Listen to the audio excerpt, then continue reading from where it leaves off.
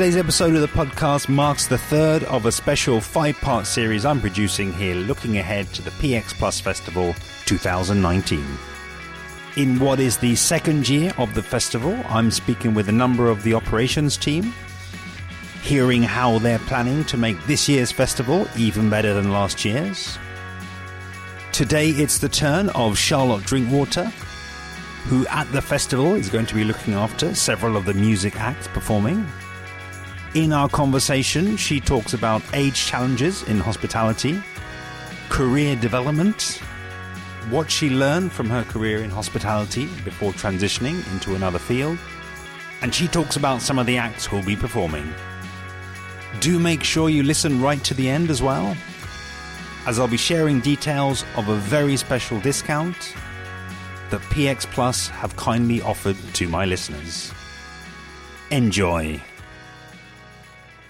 My career started just over 20 years ago. When I stepped away from A-levels, I decided I wanted a break before any further education to figure out what I wanted to do. And I found myself working in room service in a local hotel. I absolutely loved it. I threw myself into it wholeheartedly and then eventually found myself in a sales role. From there, I was very, very lucky, having visited this particular hotel when I was 10, and it's kind of what really started it all for me. I found myself at the Ritz in London. Very, very lucky. I met my husband there. I had an amazing 3 years seeing incredible service from some of the greats, the olden greats of the world. From there, I moved around to a number of different London-based hotels and then into a regional role with Kempinski. I took a little bit of a break after the birth of my first daughter, and I started working. I came back into the industry after that in a service role, looking after small events with a focus on communication and food, which is where I met Johnny Bone, Katie's lovely husband. And that's really where my connection with PX started, I suppose. From there, I moved back into a regional sales role for the Gleneagles Hotel in Scotland, based down here in the south. Got to meet and see, again, some amazing service providers within the industry. And after the birth of my second child, I decided I wanted a little bit of a break from the industry. I think I'd become a little bit disheartened with it. It seemed and felt a little bit at the time like a young single person's industry. And I just wanted to take a little bit of a breather. So I found myself in a local skincare and aesthetics clinic, working with an incredibly inspiring and confidence-enhancing boss. And from there, my career took a complete 180, and I now find myself as a scalp micropigmentation technician. So I tattoo men and women with thinning hair, which bizarrely links back to hospitality in some strange way, because it's made me realise the bits that I love about the industry, and it is creating that emotion in someone. It's being able to make someone's day, whether that's providing them with an incredible meal, whether that's providing them with a memorable wedding service, whether that's colouring in their beautiful bald head. It's that creating the emotion, which I think I've finally realised at my age that's what appeals to me. And then when Katie approached me about getting involved with PX, I jumped at the chance just to dip my toe back into an industry that had served me well for a very, very long time. And I needed to realise that it was an amazing industry again. And I think that's what PX has done for me, certainly. It's hard work. It's great fun. We're very, very lucky. We work with an amazing team of operational. The operational team are absolutely incredible. We laugh, we cry together, we are a family, I think, and I think that's really, really important. We spend a lot of hours together.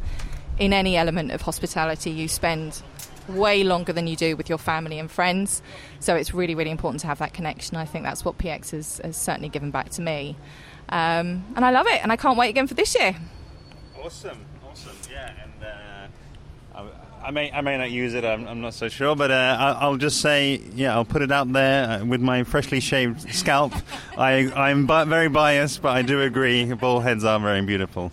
But yeah, it's very interesting that you've moved into a relevant sector for me as well. I think Katie might have been trying to tell me something. We're certainly going to end up at the PXplus Festival, and you're talking about all of the cracking things that I'm sure you've got in store for us all. But I really want to use this series, as a way to, I guess, highlight and draw upon the experience of the guests and talk about some of the unique, I guess, challenges and potentially opportunities that you talk about. So, I'm super interested in some of the words that you used earlier about being in hospitality in your particular field, and feeling like it was a sort of a single young person's game, and not to sort of put you onto a downer. Just ask you to sort of reflect on that, and then maybe also following on from that, what are potentially some of the, I guess, sort of safety valves or some of the sort of support mechanisms that might have been helpful at that time while you're kind of going through that transition and I guess a bit separation really from the industry. I genuinely think that the hospitality industry, whilst it was quite tough for a long, long time, certainly for young families, I think it is changing. I think it has to change in order to keep the good people. And I do see a shift in it. The limited touch points that I have with hospitality industry now, I can see changes. I can see a willingness to offer flexi time. I can see a willingness to provide dads with the opportunity to go to the Christmas plays. I can see that conversation is much easier than it used to be, which is fantastic. I think in this particular industry, we are used to really, really tough hours, antisocial hours, weekends. And it is just about, again, it's just doing a little bit of a pulse check to check in with those people that we've all got responsibilities outside of work. We all have. But actually just checking in and saying, what do you need? Because that if you extend that olive branch, your team are going to work their guts out for you. And it's a two-way street. If you've got a little bit of flexibility and empathy, then you're going to get the very, very best from your staff. And I can see that it is changing. And conversations like this and events like PX help with those conversations. And I think as more, dare I say it, more women climb the ranks within the industry, that conversation is easier to have, perhaps. Because it's broader now. It's a much broader, more open, more diverse industry. And you can see that the barriers are coming down. And I was very, very fortunate. For goodness sake, I worked from home. It shouldn't have been tricky for me. I worked from home, for goodness sake. But it's more what happens to you personally when you become a parent, in particular. And knowing that you've got an open pair of ears, I think, is really important to keeping good staff on side. And I've got to say, it's really interesting for me where these types of discussions come up on the podcast, and often, without prompting. I mean, we, I guess, kind of sat down here, knowing, what PX has, as well as all of the great events and all the great food and drink and just this fantastic immersive experience. They do also have certain sort of, I guess, safety valves in terms of people on hand to that you can talk to, and events that are being run where people are talking very honestly and very openly, and I've been over in Copenhagen and talking to a chef over there, Simon Ollison.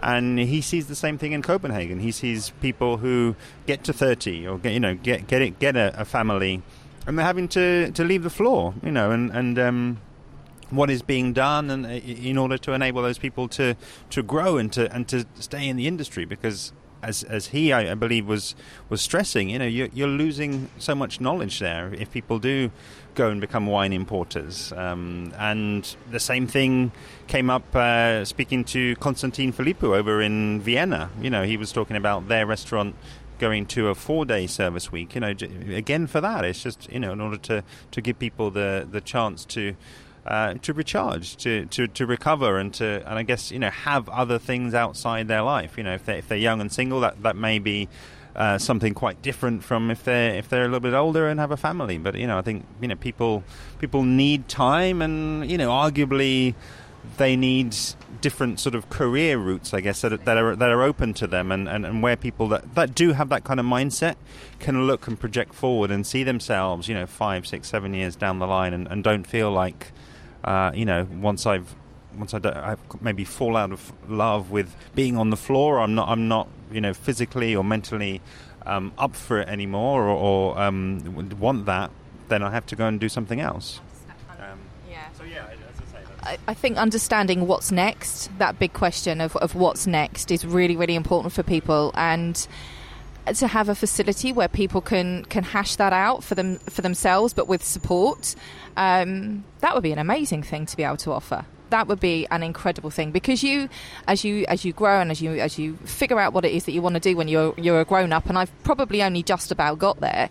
I'm asking my 15-year-old what she wants to do, and I've only just figured it out. So it's a really tricky thing to do, and to have some kind of support there to help you open up the options, that would be an amazing thing to see. And I think we're getting there. I genuinely think we're getting there.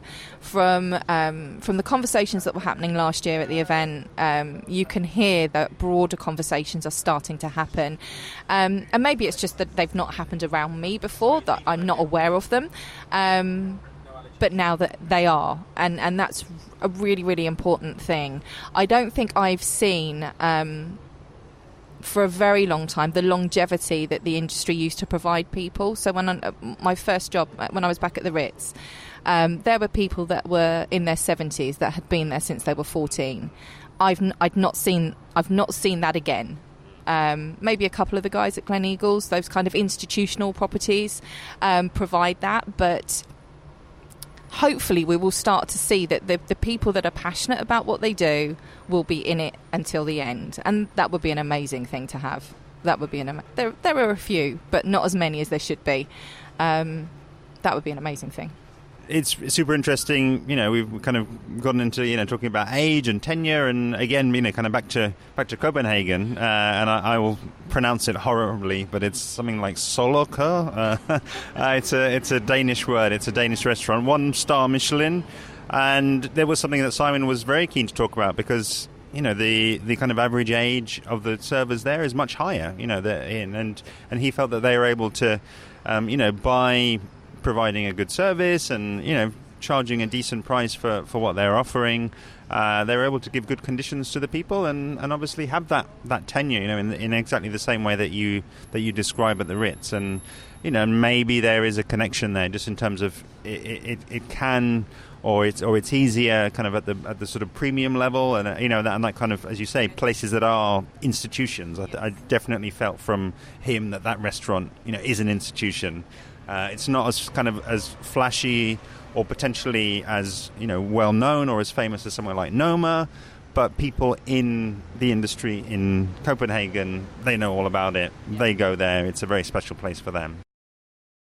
I think before we talk specifically about PX, I do want to sort of, I guess, draw out from you a little bit of that experience that you've gathered in the event space, working, as you say, in these sort of institutions, and what I'd kind of invite you to do, and I don't think there's necessarily a need to sort of name names or anything, but maybe reflect on an event that kind of stands out from across the time. Talk a bit about what I guess what were sort of some of the key factors that made it a success. What were the kind of the challenges, what were the things that you had to overcome, and how did the team work together, what were the kind of communication elements, kind of a little bit of a reflection on one thing that kind of stands out from all of that experience that you have.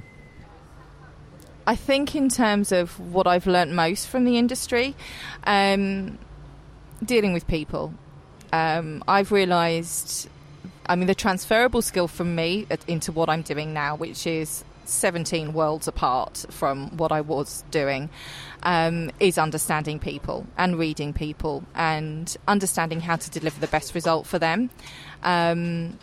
doing what I'm doing now, I'm dealing with some quite fragile personalities. They're a little bit broken by the time they come to me. They've been through some really bad experiences. So actually understanding how to firstly put them at ease, make them feel comfortable, and show the right level of empathy. I think that's something that I've definitely taken from the events industry.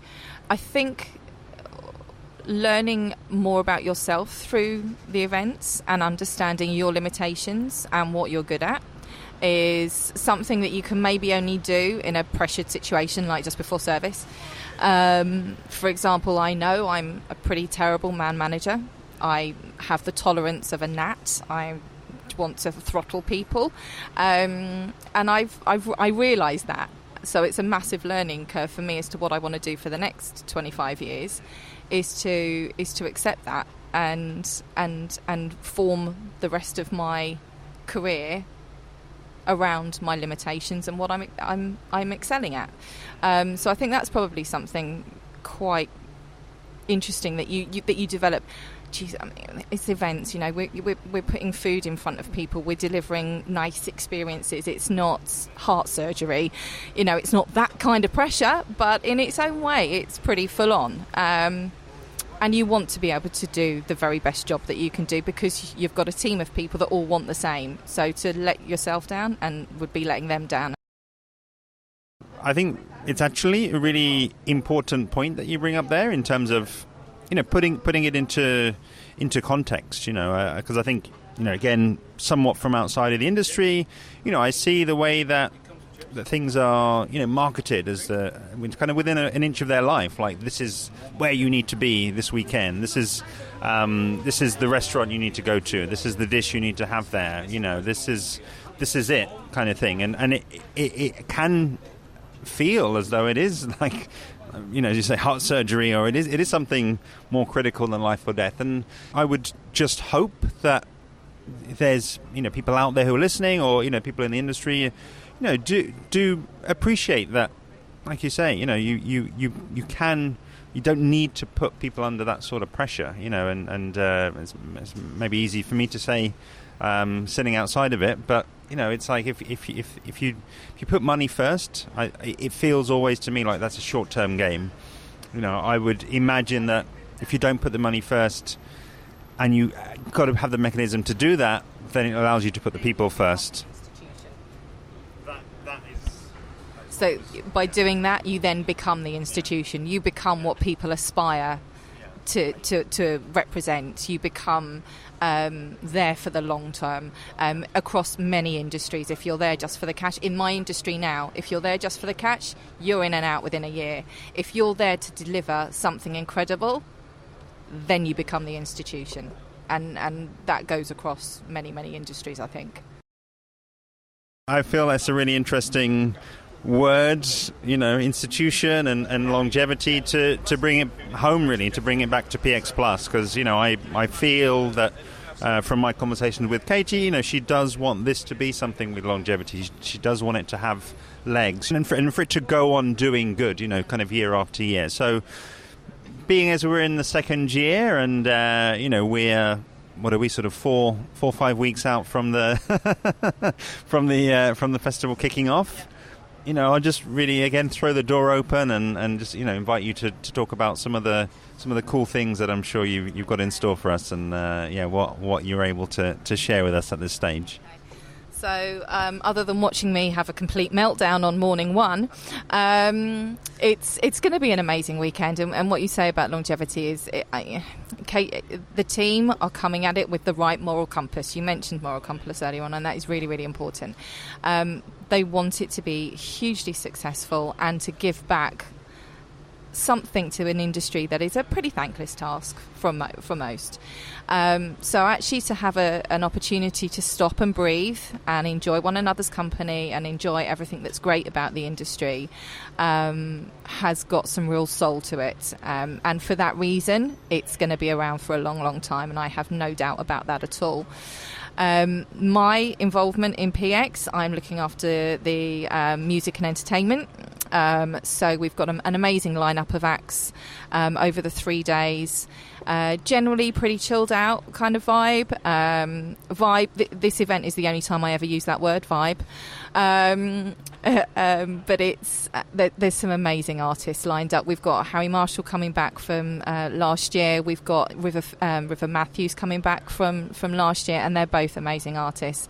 We've got an amazing new guy coming through, a guy called Ned Dillon, who is a bit more high energy. Then we've got a lovely girl, again returning from last year, called Noala, who is, she's my daughter number 3. I think she's amazing. And I'm just really looking forward to being their mum for the weekend. We've got some new people coming along. We've got Katie Kittermaster coming.